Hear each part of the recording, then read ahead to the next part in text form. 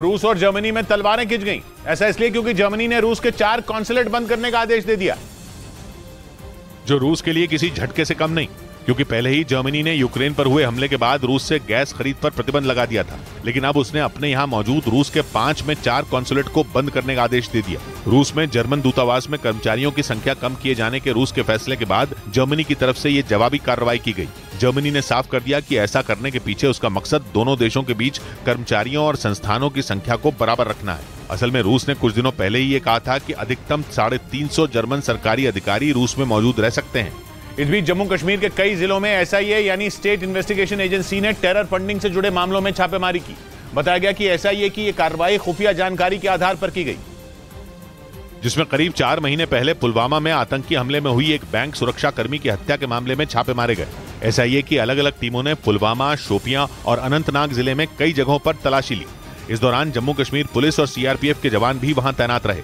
बताया गया कि कश्मीर घाटी में टेरर फंडिंग और आतंकी हमलों से जुड़े मामलों को लेकर एसआईए पिछले कई महीनों से लगातार छापेमारी कर रही है। जांच में एनआईए और दूसरी केंद्रीय एजेंसियों की मदद के लिए एसआईए यानी स्टेट इन्वेस्टिगेशन एजेंसी बनाई गई है। उधर आर्मेनिया और अजरबैजान के बीच मामला काफी ज्यादा गर्म हो गया। अजरबैजान ने आरोप लगाया कि आर्मेनिया ने फिर उसकी सेना के ठिकानों पर हमला कर दिया, जिसका अजरबैजान ने भी मुंह तोड़ जवाब देने का दावा किया। अजरबैजान ने कहा कि आर्मेनिया की तरफ से अजरबैजान की सेना पर 2 अलग अलग इलाकों में फायरिंग हुई। पहला हमला आर्मेनिया की सेना ने किया और दूसरा हमला आर्मेनिया के हथियारबंद लड़ाकों ने।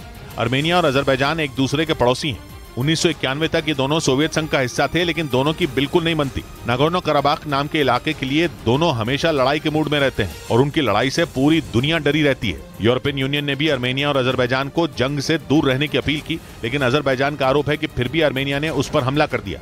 इधर महाराष्ट्र के नासिक में एक आदमी ने अपनी पत्नी के साथ सुसाइड कर लिया।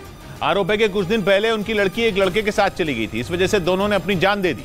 वहीं इस घटना से गुस्साए लोगों ने दोनों का अंतिम संस्कार लड़के के घर के सामने कर दिया और पुलिस के सामने जमकर हंगामा किया। दोनों के शव शमशान घाट ले जाने के बजाय लड़के के घर के सामने रख दिए गए और वहीं उनका अंतिम संस्कार कर दिया गया। परिवार वालों का आरोप है कि पास के ही रहने वाले एक लड़के से उनकी लड़की का प्रेम प्रसंग था। कुछ दिन पहले वो अपने माता पिता के सामने अपने प्रेमी के साथ चली गई थी। परिवार वालों के मुताबिक इस घटना के बाद लड़की के माता पिता परेशान रहने लगे और बेइज्जती से बचने के लिए दोनों ने ट्रेन के सामने कूदकर जान दे दी।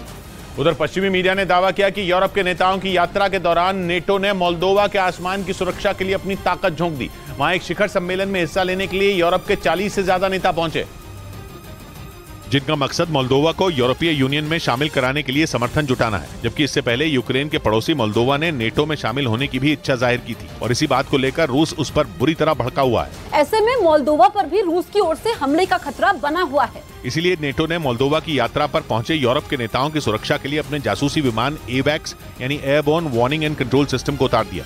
पश्चिमी मीडिया के मुताबिक ये विमान आसमान में करीब 100 किलोमीटर दूर मौजूद दुश्मन का पता लगा सकता है। ऐसे में किसी भी हमले को वक्त रहते नाकाम किया जा सकता है। इस बीच